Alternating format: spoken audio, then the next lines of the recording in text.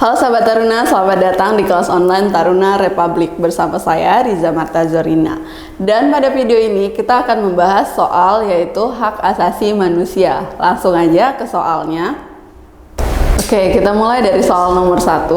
Hak asasi manusia berlaku untuk semua orang tanpa memandang status sosial, suku, dan agama. Pernyataan tersebut itu menunjukkan bahwa hak asasi manusia bersifat apa? Apakah A. hakiki, B. tidak dapat dibagi, C. tidak dapat dicabut, dapat diwariskan, atau universal. Nah, kita tahu hak asasi itu mempunyai ciri-ciri ada 4. Yang pertama hakiki, artinya hak asasi manusia itu berlaku untuk hak asasi semua umat manusia yang sudah ada sejak lahir. Nah, yang kedua itu sifatnya universal, artinya hak asasi manusia berlaku untuk semua orang tanpa memandang status, suku bangsa, gender, dan perbedaan lainnya. Yang ketiga tidak dapat dicabut, artinya hak asasi manusia tidak dapat dicabut atau diserahkan kepada pihak lain. Yang keempat atau yang terakhir tidak dapat dibagi, artinya semua orang berhak mendapatkan semua hak, apakah hak sipil, hak politik, hak sosial, dan juga hak budaya. Berdasarkan keterangan ini, kalau misalnya hak asasi manusia berlaku untuk semua orang tanpa memandang status atau perbedaan, itu berarti sifatnya universal. Dari jawaban ini, nomor 1 jawaban yang tepat itu adalah yang E. Selanjutnya kita ke soal nomor 2. Di sini, pemerintah memberikan jaminan pendidikan kepada semua warga negara. Hal ini merupakan bentuk keseriusan pemerintah dalam memperhatikan dan juga memenuhi kebutuhan akan pemenuhan hak pendidikan warga negara. Kasus yang menunjukkan keseriusan pemerintah dalam memenuhi hak warga negara dalam hal pendidikan. Yang ditanya keseriusan pemerintah untuk memenuhi hak warga negara dalam pendidikan itu yang mana? Apakah A. Kadir dan Ahmad bersekolah di sekolah yang mewah? Ini tidak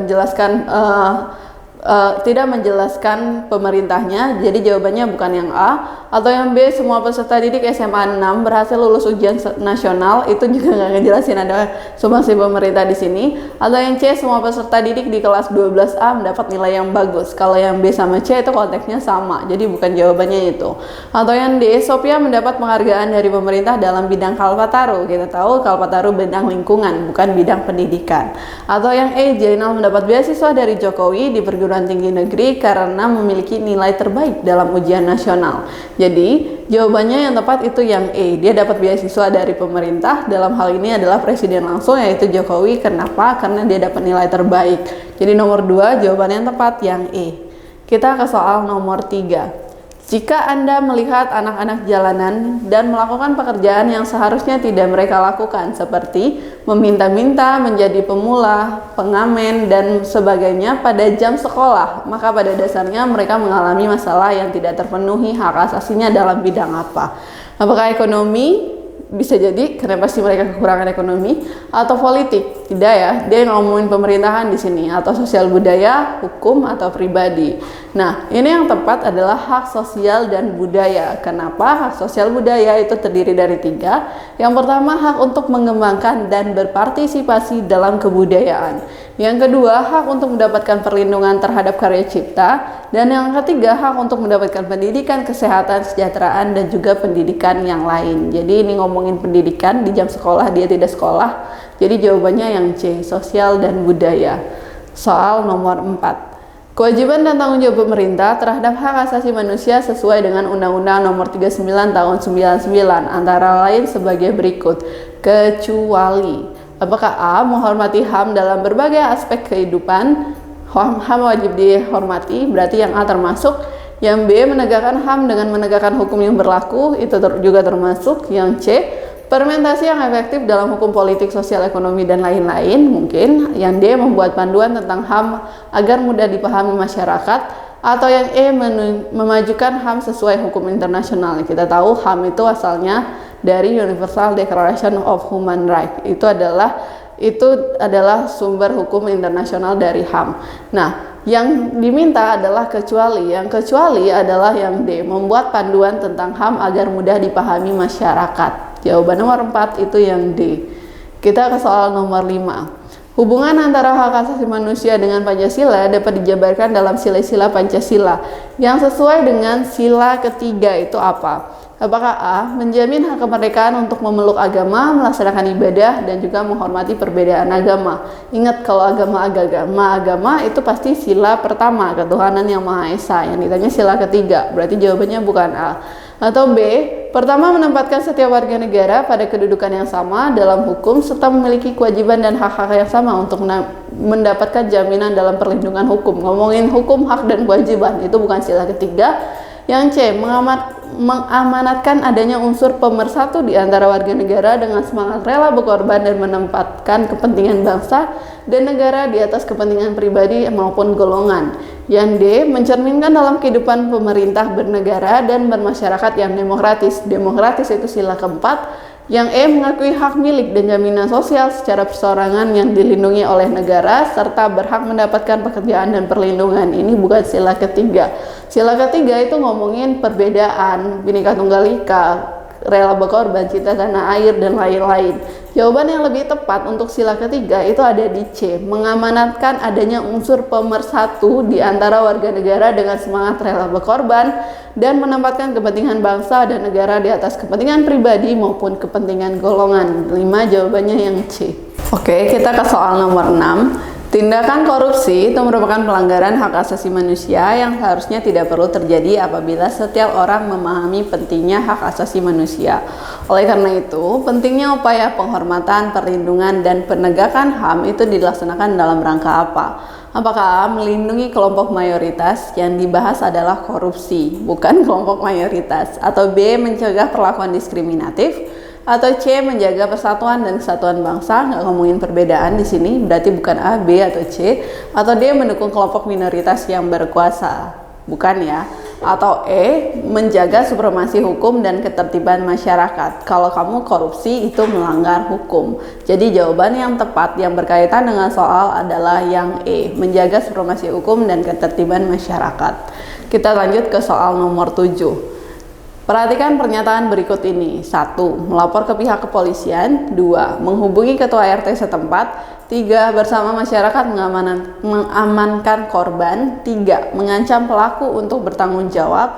5. Mencari massa untuk menghakimi pelaku. 1, 2, 3 positif, 3, 4, dan 5 itu negatif. Jika kalian menemukan kasus pelanggaran HAM di lingkungan sekitarmu seperti adanya penganiayaan yang dilakukan sekelompok orang terhadap orang lain, maka yang harus kalian lakukan itu yang mana? Apakah A. 1, 2, dan 3, B. 1, 2, dan 4, C. 1, 3, dan 5, D. 2, 3, dan 4, atau E. 3, 4, dan 5. Nah, contoh sikap perilaku yang harus dilakukan kalau nemuin kasus seperti ini itu adalah 1, 2, dan 3. 1. Melapor ke pihak kepolisian. 2. Menghubungi ketua RT setempat. Dan yang ketiga, bersama masyarakat mengamankan korban. Kita ke soal selanjutnya adalah soal nomor 8. Di bawah ini merupakan 4 hal kebebasan yang disampaikan oleh Franklin D. Roosevelt, kecuali yang mana? A. Hak untuk mencukupi kebutuhan. B. Hak untuk mengeluarkan pendapat. C. Hak untuk berorganisasi. Atau D. Hak untuk menganut agama. Atau E. Hak bebas dari rasa takut. Nah, menjelang berakhirnya Perang Dunia II, Franklin D. Roosevelt itu adalah mengusulkan 4 kebebasan atau kita kenalnya For Freedom of Roosevelt. Kebebasan itu adalah yang pertama, kebebasan berbicara dan melahirkan pemikiran, itu ada di B. Kebebasan beragama yang kedua itu ada di D, dan juga kebebasan dari rasa takut ada yang di E, dan kebebasan dari kekurangan dan kelaparan itu ada di A. Jadi yang bukan, karena dia mintanya kecuali, adalah yang C, hak untuk berorganisasi, itu tidak diatur. Kita selanjutnya ke soal nomor 9. Kewajiban menghargai keberagaman yang ada di Indonesia itu merupakan salah satu substansi kewajiban asasi dalam sila Pancasila, sila keberapa? Apakah A kedua, B keempat, C kelima, D ketiga, atau E pertama? Keberagaman itu adalah Bhinneka Tunggal Ika, perbedaan yang harusnya tidak jadi masalah, perbedaan itu bisa menjadi satu di Indonesia.